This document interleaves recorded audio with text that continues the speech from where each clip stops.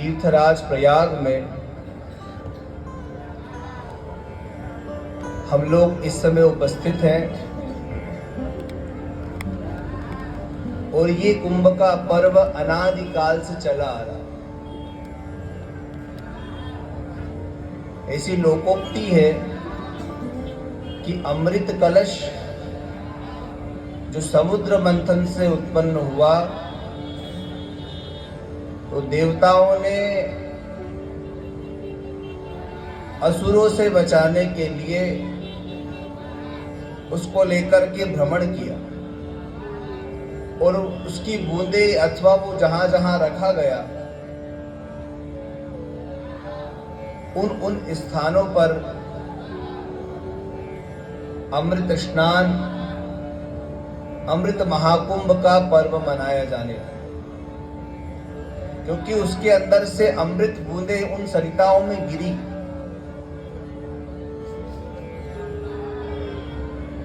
जो चीरकाल तक रहे उसको अमृत कहते हैं, और वो अमृत देवताओं का भोजन है।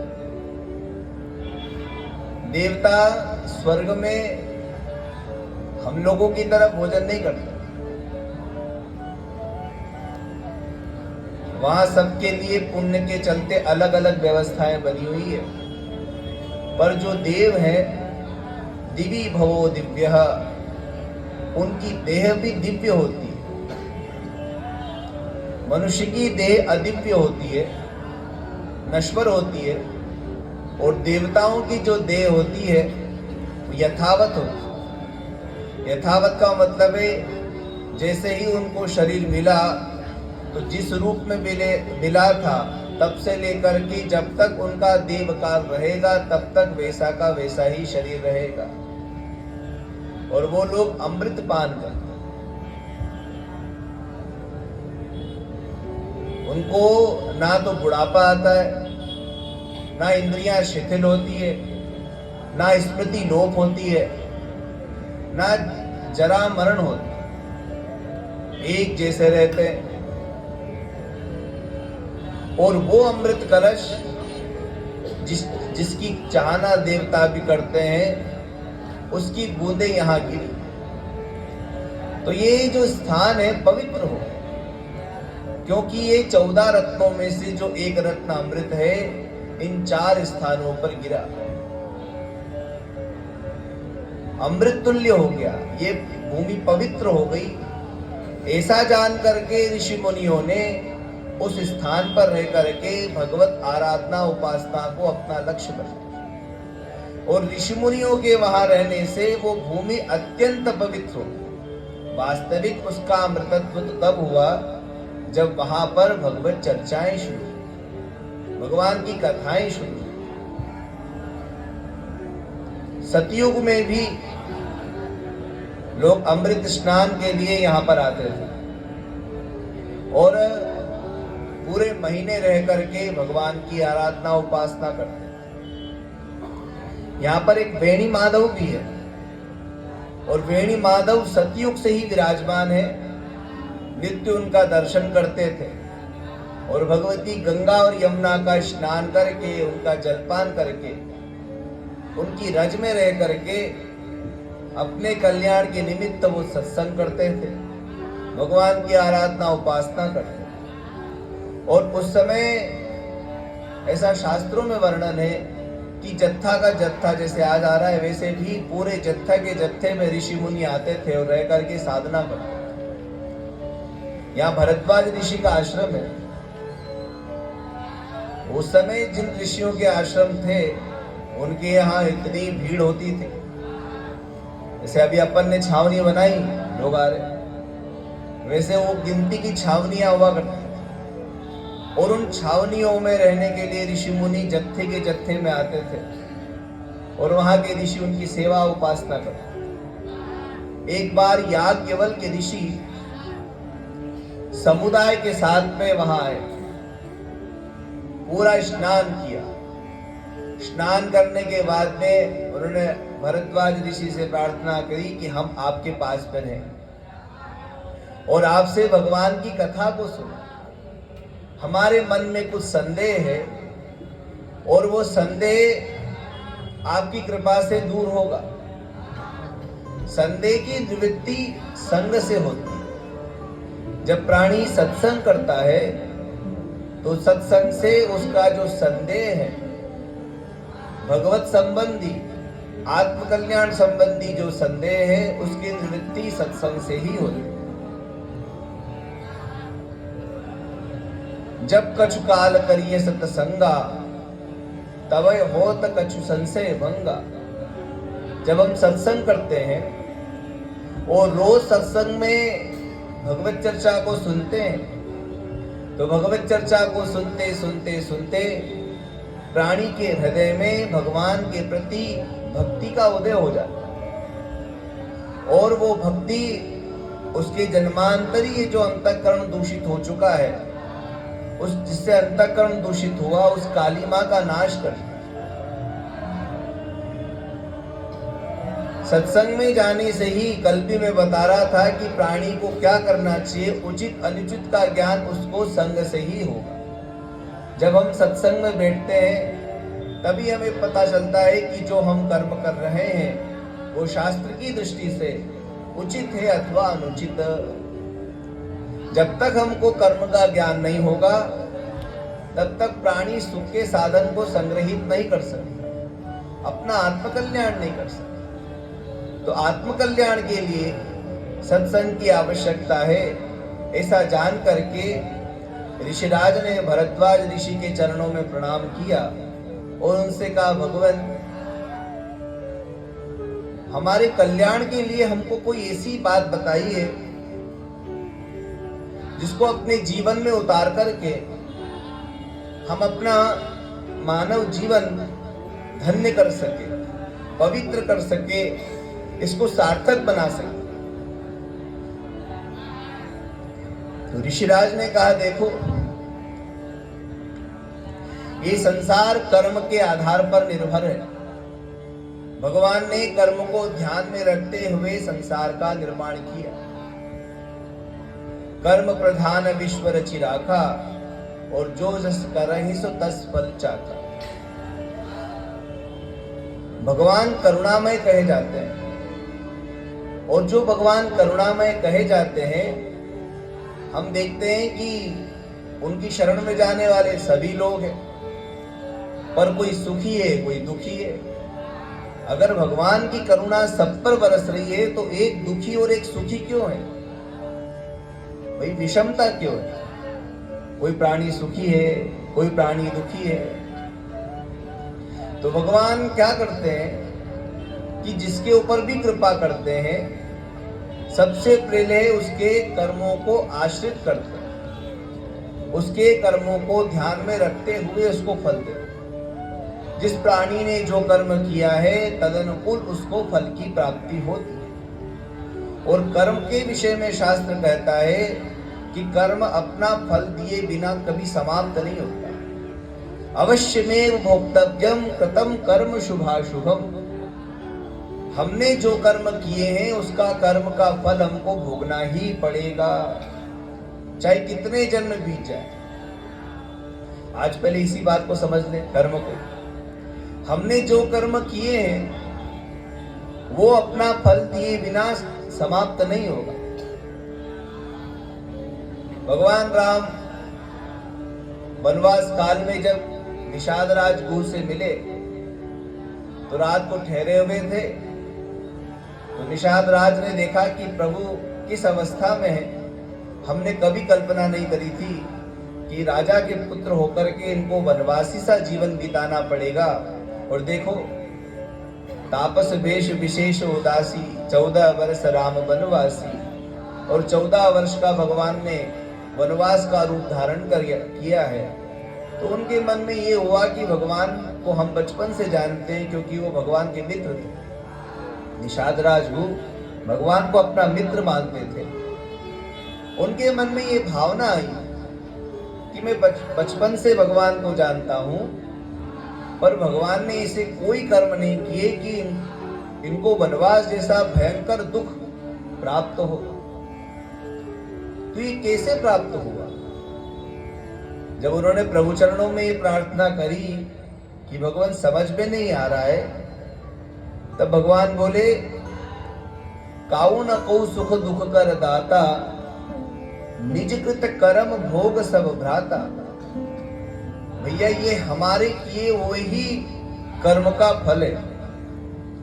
उन्होंने कहा इस जन्म में तो आपने ऐसे कोई कर्म नहीं किए। तो भगवान ने कहा ये जन्मांतरी है, इस जन्म में नहीं जन्मांतर तक कर्म अपना पीछा करता रहता है। जब तक उसका फल नहीं मिलेगा वो शांति नहीं देगा। शास्त्रों में, पुराणों में कथा आती है अणिमांडव्य ऋषि। एक ऋषि हुए मांडव्य ऋषि, और वो साधना कर रहे थे, और साधना काल में ऋषिराज मौन में थे। उन्होंने नियम लिया था कि मैं मौन रहूंगा। कुछ काल तक का उन्होंने नियम लिया कि मैं इतने वर्ष तक मौन रहूंगा, बोलूंगा नहीं। और वो बैठ गए साधना। और जिस राज्य में वो साधना कर रहे थे, उस राज्य में चोर बढ़ गए, और राजा के ही खजाने से कुछ सामान चोरी करके भाग रहे थे। पीछे सिपाही लग गए, उनको कोई जगह नहीं मिली सामान छुपाने के लिए। तो जहां ऋषि बैठे थे, ऋषि का आश्रम था, वहीं जाकर के उन्होंने सारा सामान रख दिया और भाग गए। उन्होंने सोचा यदि सिपाही ने हमको पकड़ लिया तो कारागार में डाल देगा, इसलिए सामान को वहीं छोड़ करके वो चले गए। सिपाही ढूंढते हुए आए तो उन्होंने देखा कि ये ऋषि के पास भी सामान है। उनको लगा ये पाखंडी है, ढोंगी है, बनावटी रूप बना के बैठा हुआ है। सामान की चोरी की और ऐसा बना साधु सा रूप बना करके, तपस्वी सा रूप बना करके बैठ गया। सोचा कि हम लोग इसको पहचानेंगे नहीं, पर यही चोर है, ले चलो इसे। तो राजा ने उससे पूछा, भाई तुमने चोरी करी? पर ऋषि मौन में थे। उन्होंने कहा नहीं, हम कुछ नहीं बोले। मौन में भी ये ध्यान रखना चाहिए, जब हम मौन में हो तो मुंह से नहीं बोल रहे हो तो हाथ से भी तो लिख रहे हो, अपने मन की अभिव्यक्ति को प्रकट तो कर ही रहे हो ना।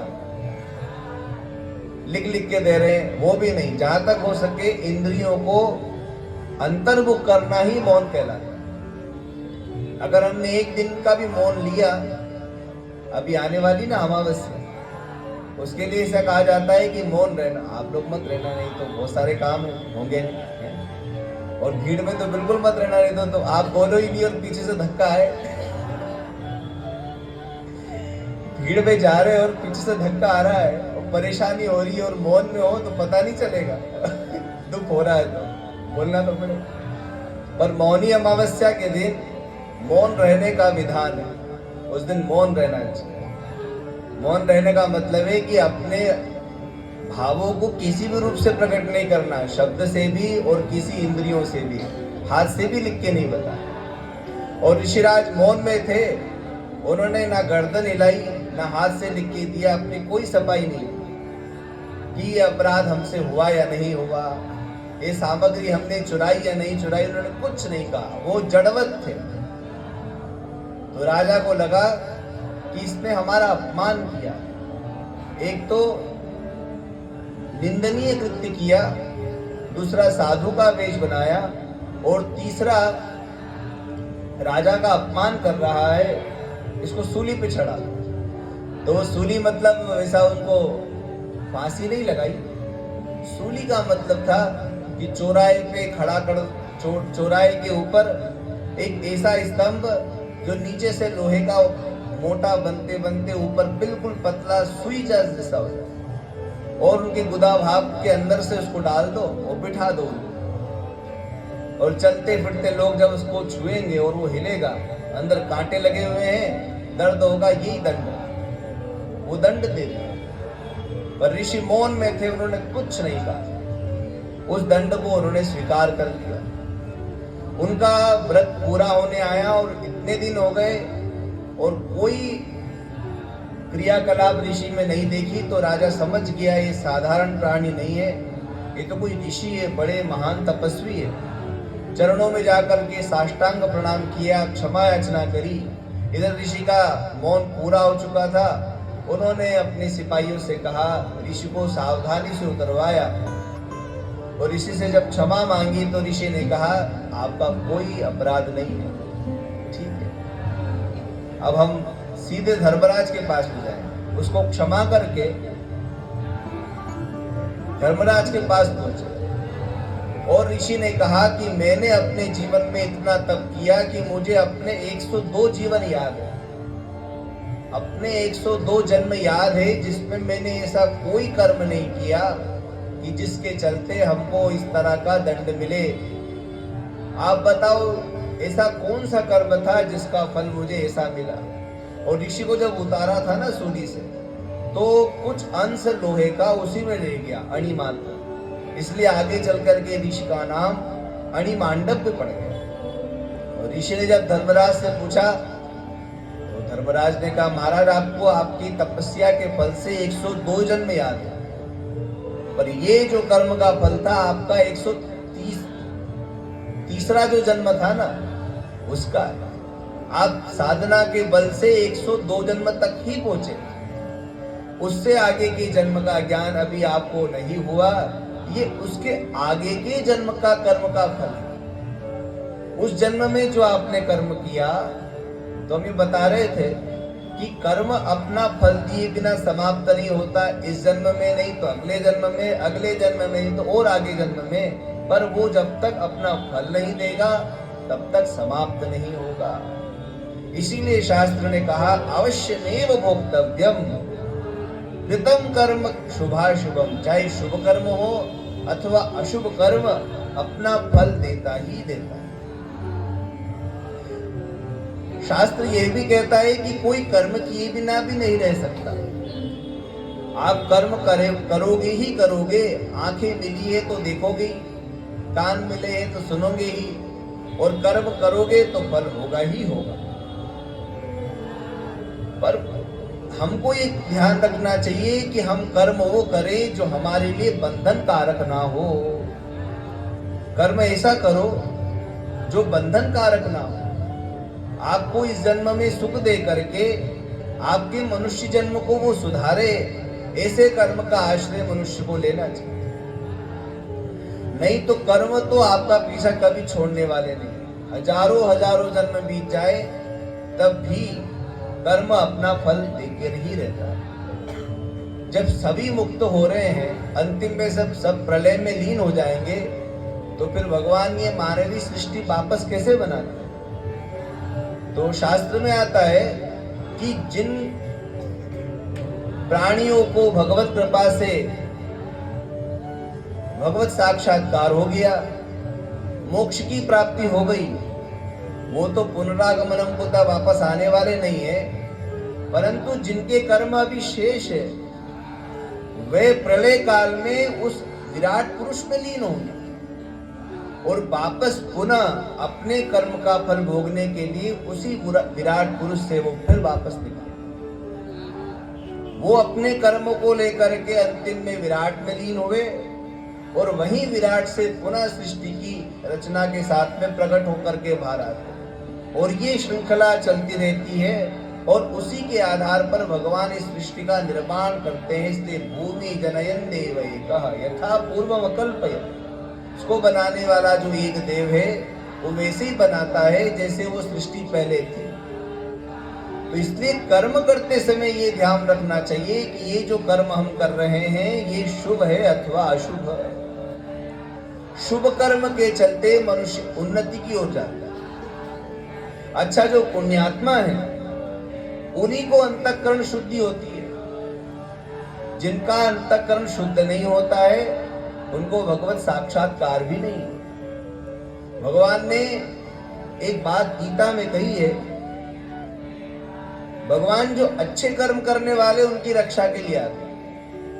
परित्राणाय साधूनां विनाशाय च दुष्कृताम् धर्म संस्थापनार्थाय संभवामि युगे युगे। परित्राणाय साधु, साधु शब्द की परिभाषा है जो अच्छे कर्म में लगा हुआ है वो साधु है।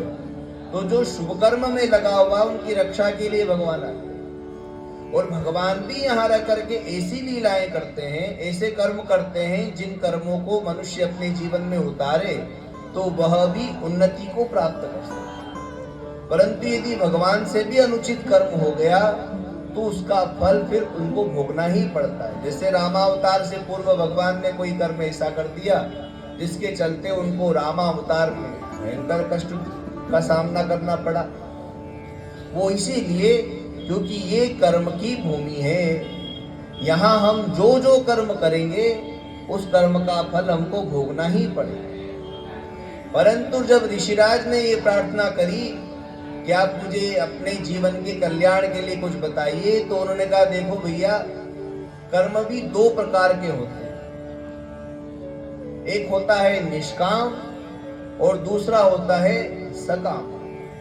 कोई कामना को ध्यान में रखते हुए कर्म करना, और हमको कुछ नहीं चाहिए फिर भी हम शुभ कर्म का आश्रय ले रहे हैं। हम कोई कामना नहीं रख रहे, कुछ इच्छा नहीं है, परंतु कर्म करना ही है। जैसे भोजन तो करना ही है, तो कचरा क्यों खाना, अच्छा ही भोजन। और कपड़े पहनने ही है तो फटे पुराने क्यों पहनो, भगवान ने जब दिया है तो अच्छे पहनो। वैसे जब हमको कर्म करना ही है तो हम शुभ कर्म करें, अशुभ कर्म करें क्यों। अशुभ कर्म को करने से दरिद्रता की प्राप्ति होती है, दुख की प्राप्ति होती है, रोगों की प्राप्ति। अत्यंत रोग, अत्यंत दरिद्रता, अत्यंत दुख, ये अशुभ कर्म का फल।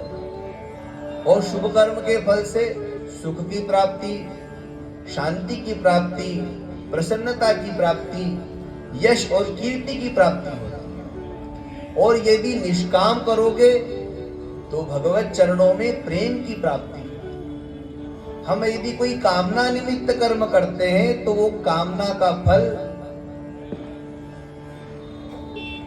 होता तो अच्छा ही है, कर्म तो अच्छा ही हुआ, परंतु आपने भगवान से, भगवान को ना मांग करके किसी और चीज को मांगा तो वो जब तक रहेगी, उसके बाद में फिर उसका फल समाप्त होते ही मन फिर विचलित हो जाएगा।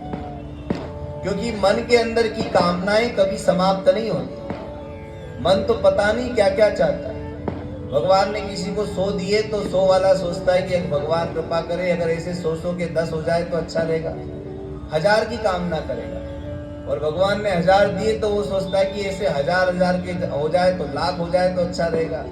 लाख वाला करोड़ की, करोड़ वाला अरब की, अरब वाला खरब की। फिर वो सोचता है इतना पैसा हो गया तो चलो चुनाव लड़ लो, कोई मंत्री बन जाओ। फिर सोचता प्रधानमंत्री बनने के लिए सोचो, फिर राष्ट्रपति हो जाओ और पूरा देश हमारे अधीनस्थ हो जाए, पूरा विश्व हमारे अधीनस्थ हो जाए। विश्व से क्या होगा, त्रिलोकी का साम्राज्य मिल जाए। अब हम इंद्र बनेंगे। इंद्र के बाद में इंद्र से ऊपर कौन है, उन्होंने कहा ब्रह्मा जी है, तो हमको ब्रह्मा बनना है। ब्रह्मा से ऊपर कौन है, उन्होंने कहा नारायण। तो भगवान, हम स्वयं भगवान हो जाए। हम ब्रह्मास्मि के वाक्य में वो अहंकार युक्त हो जाए। और उससे ऊपर कौन ने कहा, उससे ऊपर तो महादेव है, सबके पिता। उन्होंने कहा मैं ही महादेव हूं, और कौन है। तो वहां तक बनने की कामना बनी रहती। ब्रह्मा विष्णु पदम हरिहर पदम याशावधि पोगता, पर आशाएं समाप्त नहीं होती और ये कुंठाएं बनती चली जाती हैं। और इन कुंठाओं को खोलने के लिए ही सत्संग है। जब तक आप विकुंठ नहीं होंगे तब तक आपको वैकुंठ की प्राप्ति हो ही नहीं सकती। जब तक ये कुंठाएं मतलब इच्छा पूरी नहीं हो रही है, अंदर दबी पड़ी है। और जब तक इच्छाएं दबी पड़ी रहती है, पूरी तो हुई नहीं, नई इच्छा और आ गई, फिर तीसरी, चौथी, पांचवी, और उसका थप्पी लग जाती है। बरसात में मेंढकों की थप्पी लगती है ना, एक के ऊपर एक, एक के ऊपर एक, और सबका स्वर एक जैसा ही होता है, टर टर टर टर टर टर। इच्छाओं की यही कि हम संसार में आए, और कामना होगा कभी समापन होगा नहीं। तो यदि आपने कामना युक्त कर्म भी किया तो वो भी कहीं ना कहीं बंधन कारक ही होता है। भगवान भरद्वाज ऋषि ने याज्ञवल्क्य ऋषि से कहा कि कामनाओं का समापन तो कभी हो नहीं सकता। और कर्म किए बिना हम रह नहीं सकते, और कर्म होंगे तो उसका फल होगा ही होगा। तो इन सब दिशाओं में, इन सब दशाओं में मनुष्य को क्या करना चाहिए? तो उन्होंने कहा कि मनुष्य को कर्म तो करना ही पड़ेगा, पर वह कर्म निष्काम होकर के करे। अपने सारे कर्म भगवान को समर्पित कर दो। जब हम अपने सारे कर्म, शुभ अथवा अशुभ, सारे कर्म भगवान को समर्पित कर देते हैं, तो उसका फल भी भगवान के चरणों में समर्पित हो जाता है। और जब हमने अपने सारे कर्म भगवान को समर्पित कर दिए, अशुभ कर्म का नाश हो गया, केवल शुभ कर्म का फल बचा, तो मनुष्य की उन्नति धीरे धीरे होती ही चली जाती है। एक तो कोई कामना मन में नहीं होना चाहिए, निष्काम होकर के करो। भगवान से ही मांगो कि जब तक आपने ये शरीर दिया है, जब तक रहे तब तक हम चलते फिरते रहे, और कर्म ऐसे करें जो हमारे लिए बंधन कारक ना हो। और आपकी कृपा से जो कर्म हुआ है, हम निमित्त मात्र। अर्जुन ने भगवान से, गीता में जब भगवान ने उसको विराट रूप दिखाया, तब पहले तो उसको लग रहा था मैं इतने लोगों को मारूंगा। उसने कहा मैं तो निमित्त हूँ, यंत्रारूढ़ानि माया, मैं तो यंत्र के समान हूँ, आप मुझे घुमाने वाले हैं। जब हमारी बुद्धि ये मान लेती है कि हम निमित्त हैं, भगवान ही हमसे करवा रहे हैं, तो कर्म के कर्ता आप नहीं बनो, और कर्तृत्व भाव समाप्त होते ही उसका फल जो अशुभ है वो भी समाप्त हो जाएगा। स्वामी राम सुखदास जी महाराज एक दृष्टांत देते थे। वो कहते थे एक व्यक्ति था, तो वो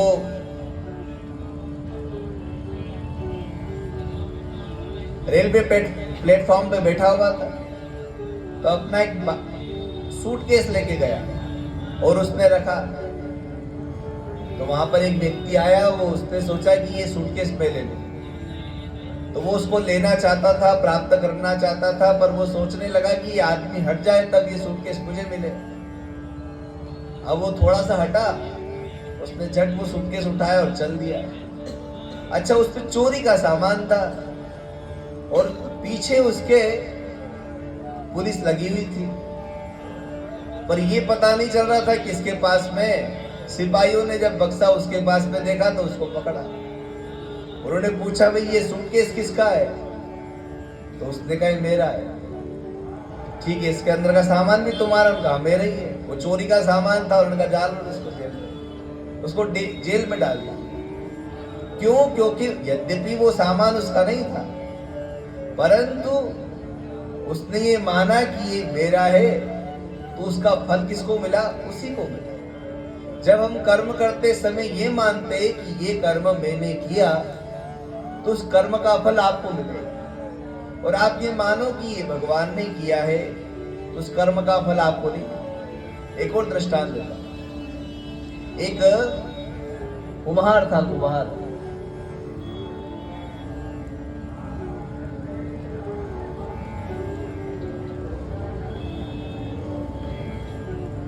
कुमार नहीं, एक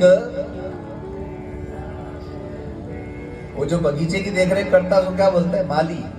माली था, माली। उसने बहुत सुंदर बगिया बनाई और काफी एकड़ में उसका बगीचा था। तो उसने बगीचे में नाना प्रकार के फूल लगाए, नाना प्रकार के फल के वृक्ष लगाए, और बहुत सुंदर, इतनी सुंदर बगिया बनाई कि लोग आकर के देखते और उसकी प्रशंसा करते, क्या सुंदर बगीचा, क्या सुंदर बगीचा। पर वो कहीं से दीवार थोड़ी सी टूटी हुई थी, तो वहां से जानवर घुस जाते थे। तो एक गाय घुस गई वहां पर, तो गाय को भगा रहा था, वो भाग नहीं रही थी। उसने डंडा उठाया, मारा। वो कमजोर सी गाय थी, तुरंत मर गई। तो गौ हत्या का पाप लग गया। उसमें से भयंकर कृत्या उत्पन्न हुई, विकराल रूप देखा। तो उसने कहा कि मैं तुझे मार दूंगी क्योंकि तूने गौ हत्या करी, अब तुझे ये गौ हत्या का पाप लगेगा, मैं कृत्या हूं। तो उसने कहीं सत्संग सुन लिया होगा गलती से, तो ज्ञान की दृष्टि से उसने कहा कि देखो भैया, ये हाथों में तो इंद्र का वास है, ये मैंने नहीं मारी गौ, ये तो हाथ में इंद्र रहते हैं, इसलिए इस गौ को तो इंद्र ने मारा है, आप इंद्र के पास जाओ।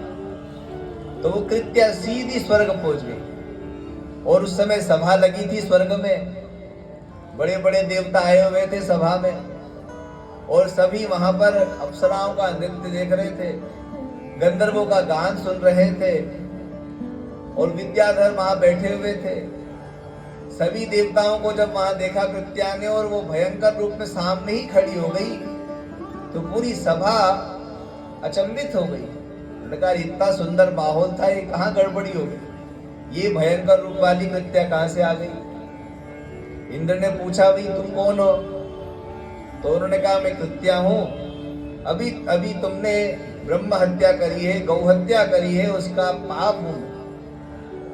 उन्होंने कहा मैं तो स्वर्ग में बैठा हूं, मैंने तो कोई हत्या नहीं करी। उन्होंने कहा नहीं नहीं महाराज, एक ज्ञानी आदमी है, उसने अभी अभी एक गाय को मारा, पर उसका ये मानना है कि हाथों में इंद्र का वास है, इसलिए ये कर्म इंद्र ने किया है।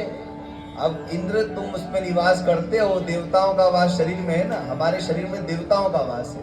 आंखों में सूर्य चंद्रमा है, आंखों में सूर्य है, मन में चंद्रमा है, जिह्वा में वरुण है, जिह्वा में अग्नि है, और कान में दिशाओं के देवता हैं, श्रोत्र दिक् बोलते हैं उसको। तो ऐसे अलग अलग देवांश से ये शरीर उत्पन्न हुआ। और उन्होंने कहा हाथ में इंद्र का वास है, इस कारण से ये कर्म तुमसे हुआ, तुमको मिलेगा फल। तो इंद्र ने कहा ठीक भाई बैठ जा। सोचते हैं, चलते उसके पास में, एक बार उसके मुख से ये बात हम कहलवाना चाहते हैं, अगर हमने किया तो ठीक है हम फल भोगेंगे, चलो। मैंने कहा चलो। मैंने कहा नहीं नहीं, ये ऐसा विकराल रूप मत बनाओ, बड़ी सुंदर युवती बन जा। और दोनों ने अपना रूप परिवर्तित किया, स्वर्ग से मानव लोक में आए और सीधे ही बगिया में उतरे माली की, और बगिया की प्रशंसा करते करते घूमने लगे, भ्रमण करते करते। उन्होंने कहा वाह क्या सुंदर बगिया, देखो किस तरह के रंग बिरंगे फूल लगाए, और ये गुलाब कितना सुंदर, इस तरह के गुलाब तो आजकल बाजार में मिल ही नहीं रहा है, और ये चमेली कितनी सुंदर प्रजाति की है, ये जूही कितनी अच्छी है, और ये चंपा कितनी अच्छी है, और नाग चंपा कितनी सुंदर लग रही है। ऐसे फूलों की प्रशंसा करते करते जाने लगे, और वो उधर ही बार बार बोल रहे थे जिधर माली घूम रहा था। तो अपनी प्रशंसा सुन करके उसको अच्छा लगा। उन्होंने कहा कि हम उससे मिलना चाहते हैं जिसने सुंदर बगिया बनाई है, हमारी भी बगीचे को ठीक करना है। तो माली ने कहा मैं हूं यहाँ बगीचे का माली। अच्छा ये तुमने? उन्होंने कहा हाँ, ये अपने हाथों से मैंने इसको बनाया है, बड़ी मेहनत लगी। ये जो विशाल विशाल वृक्ष दिख रहे हैं, छोटे छोटे मैंने बीज बोए थे, और आज देखो ये विशाल वृक्ष बन गए। छोटे छोटे पौधे बोए थे, कल में लगाई थी इनकी, देखो कितना सुंदर बन गए। उनका तुमने? कहा हाँ मैंने अपने इन्हीं हाथों से की। तो इंद्र ने कहा अरे ये कर्म का फल इसी को मिलना चाहिए। क्यों? क्योंकि यही कर्म का फल अभी इसका समाप्त नहीं हुआ, क्योंकि इसने इतना तो जाना कि ये हाथ में इंद्र का वास है, पर अशुभ कर्म उसने किया, शुभ मैंने ऐसा नहीं।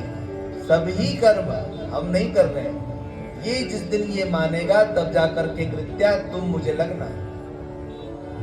तो हमको कर्म करते समय यही ध्यान रखना है कि हम अशुभ कर्मों से बचें, और जितने भी कर्म हो रहे हैं एकमात्र भगवत कृपा से हो रहे हैं, भगवान ही करवा रहे हैं।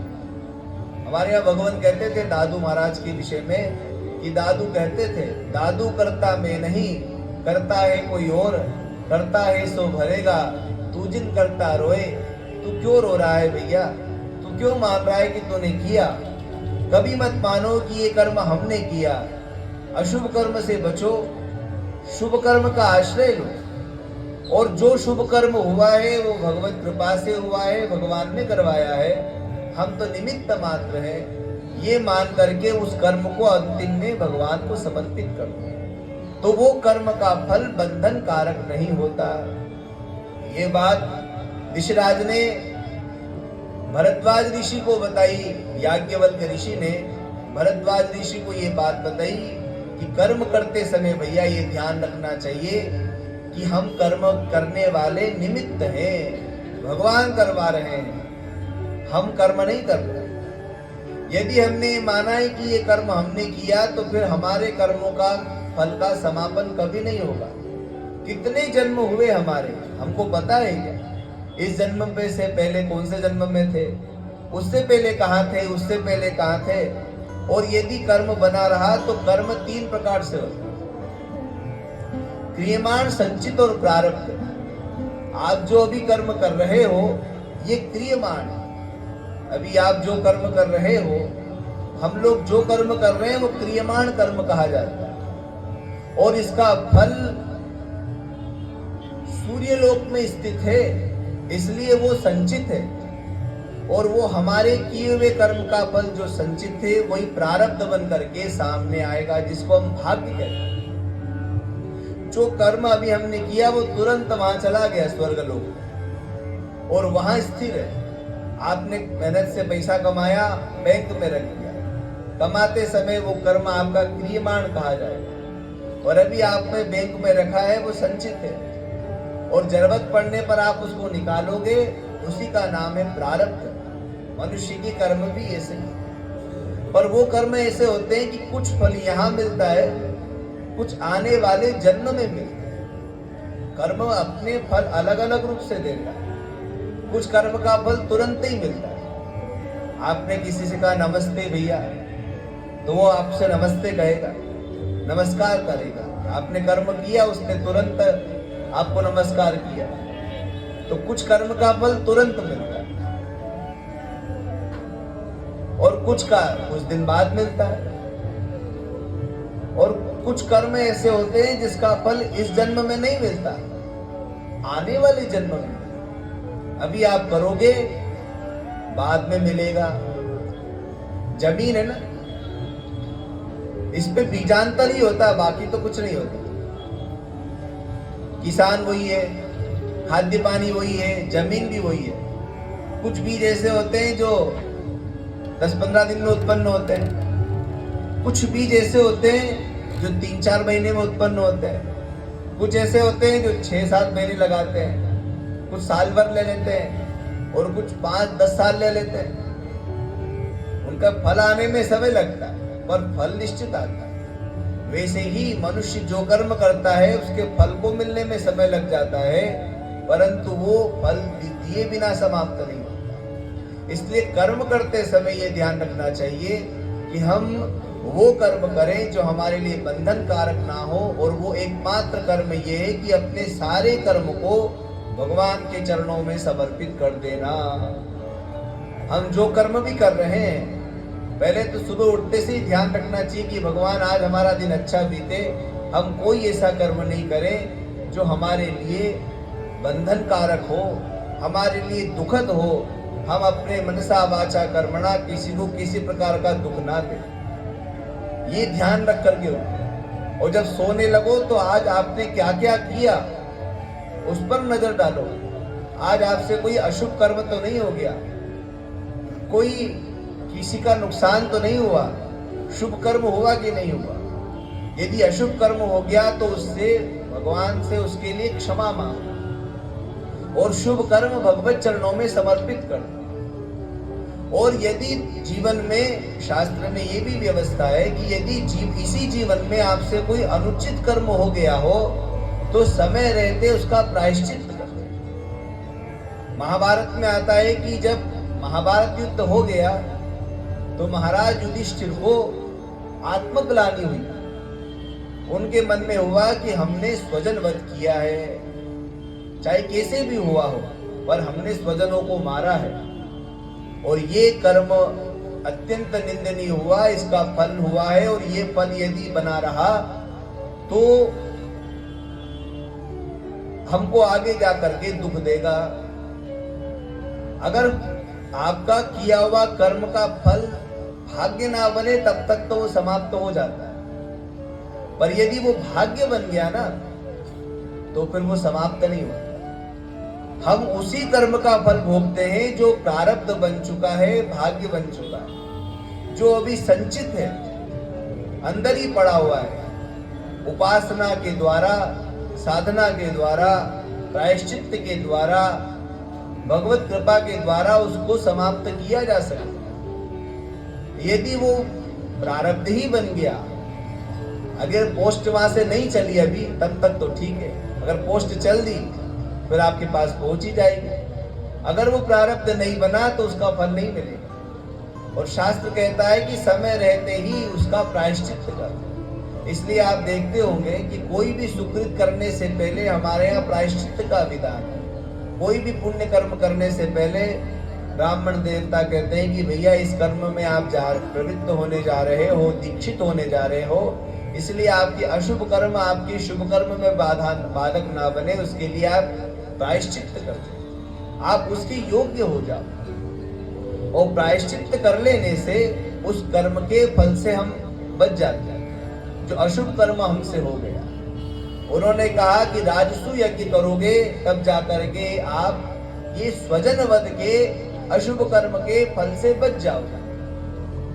आज के समय में राजसु यज्ञ नहीं हो सकता, वो तो उस समय महाराज युधिष्ठिर की बात थी। अश्वमेध यज्ञ का भी विधान शास्त्र में आता है, पर आज के समय में अश्वमेध यज्ञ नहीं हो सकता, क्योंकि ना तो अब कोई राजा रहे, ना उनका वैसा राज्य है, और ना उनके पास में ऐसा कोई सोने का अश्व है। वो जो अश्व होता था उस पे सोना मड़ा होता था और उस पे चुनौती लिखी रहती थी।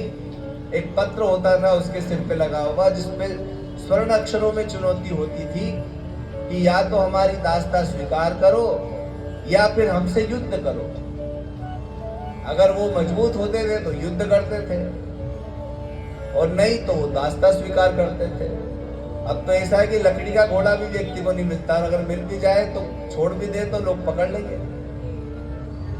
आज के समय में कलिकाल में कुछ यज्ञों के लिए शास्त्र ने प्रतिबंधन कर दिया कि ये इस समय नहीं हो सकते। राजसु यज्ञ है, अश्वमेध यज्ञ है, गोमेध यज्ञ है, ये यज्ञ इस समय नहीं हो सकते। अस्तु, तो महाराज युधिष्ठिर ने कहा कि समय रहते प्रायश्चित हो जाना चाहिए। यदि मनुष्य अपने अशुभ कर्म जो उससे अनुचित हो गया है उन कर्मों का प्रायश्चित किए बिना मर गया और स्वर्ग में नरक में पहुंच गया, तो वहां नरक यातना उसको भोगनी ही पड़ेगी।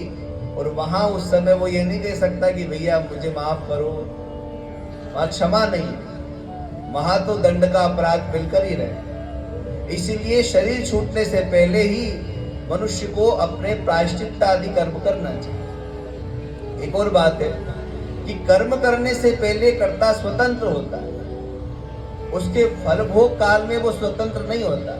जब तक आप कर्म कर रहे हो आप स्वतंत्र हो कर्म करने से पहले, और यदि आपने कर्म कर लिया तब उसके फल में आप स्वतंत्र नहीं हो।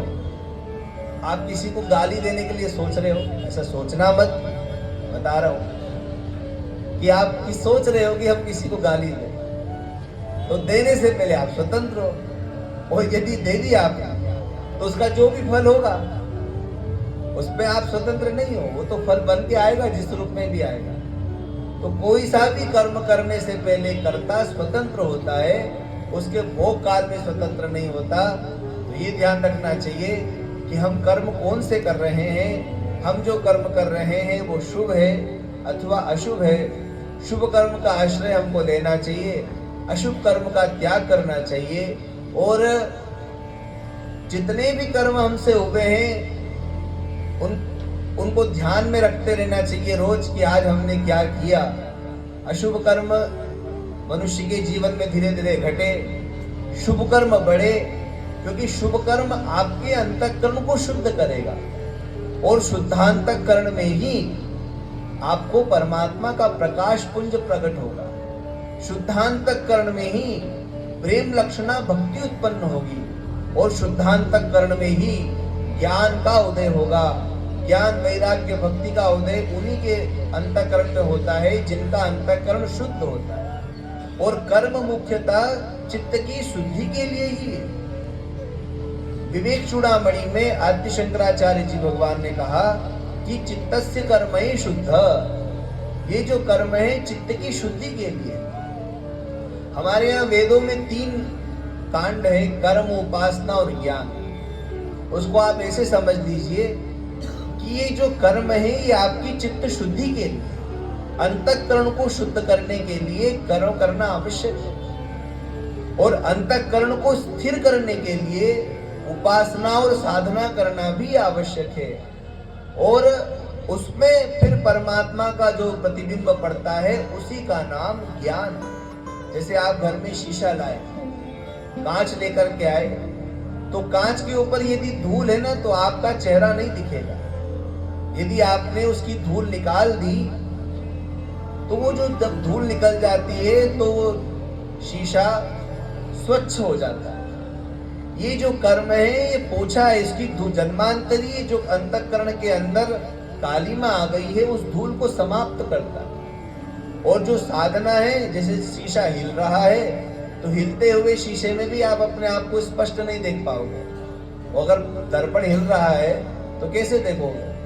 अपने चेहरे को तैयार कैसे करोगे? अपना ज्ञान कैसे होगा? आपको उसको स्थिर भी करना पड़ेगा। ये अंतःकरण की स्थिरता के लिए ही साधना और उपासना होती है कि मन की चंचलता, बुद्धि की चंचलता, चित्त की चंचलता, इनको हटा करके इसके अंदर स्थिरता आए। और ज्ञान अपने आप को जानना।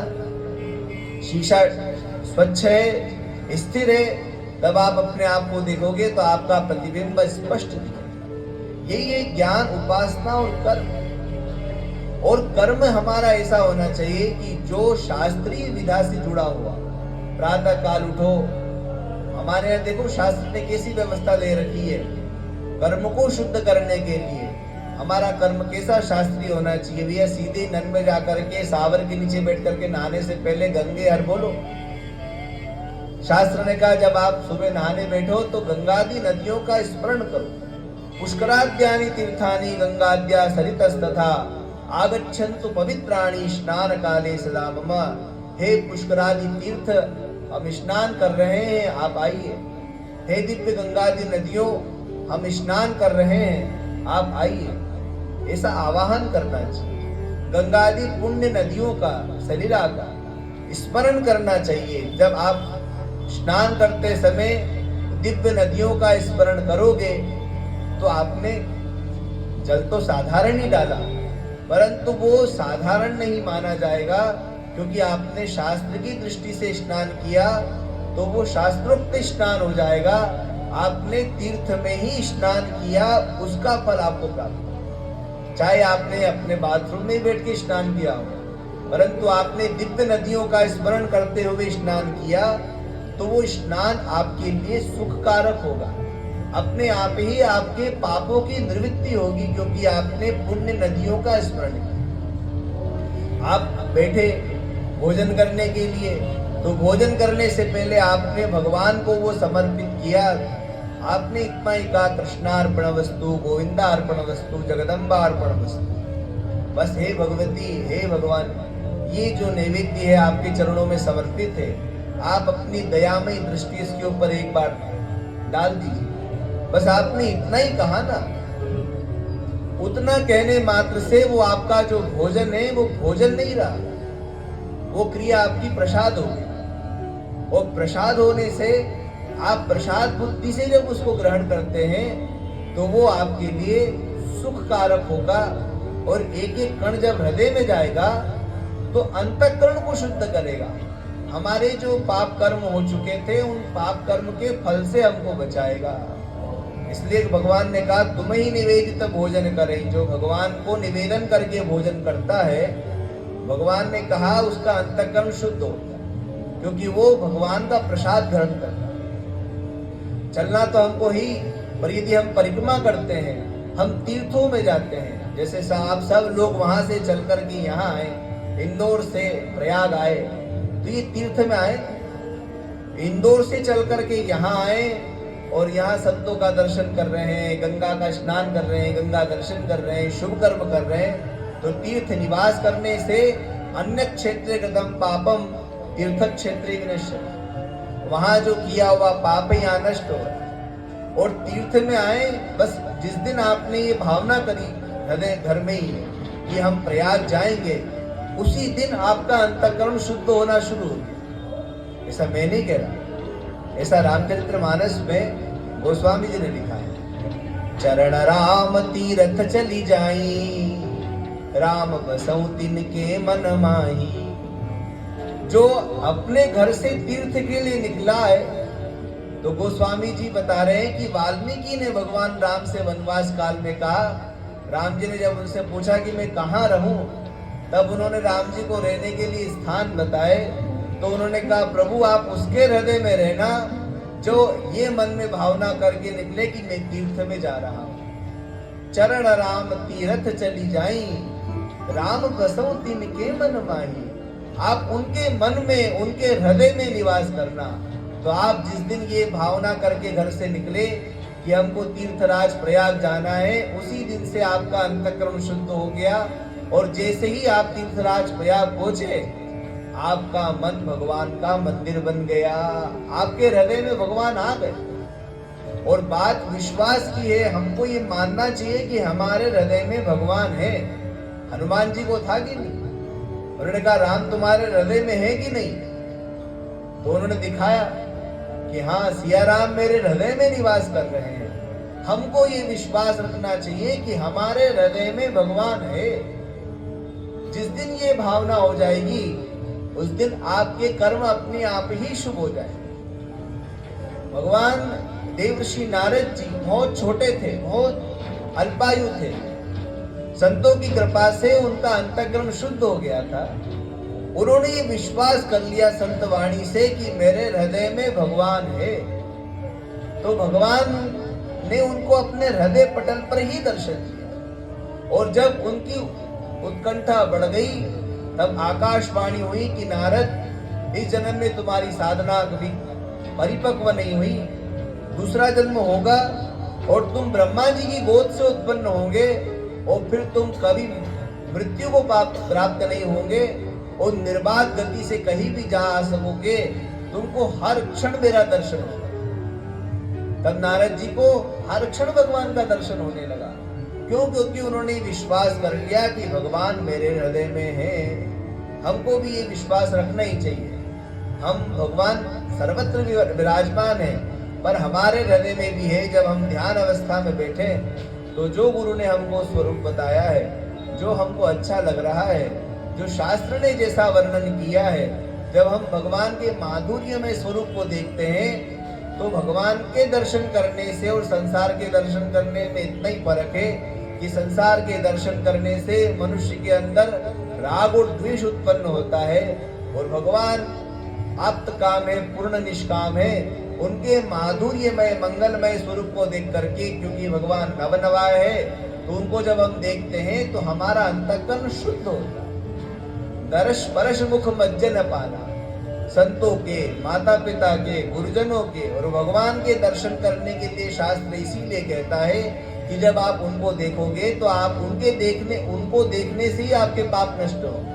प्रातः काल उठ करके माता पिता को, गुरुजनों को प्रणाम करने से मनुष्य के पाप नष्ट हो।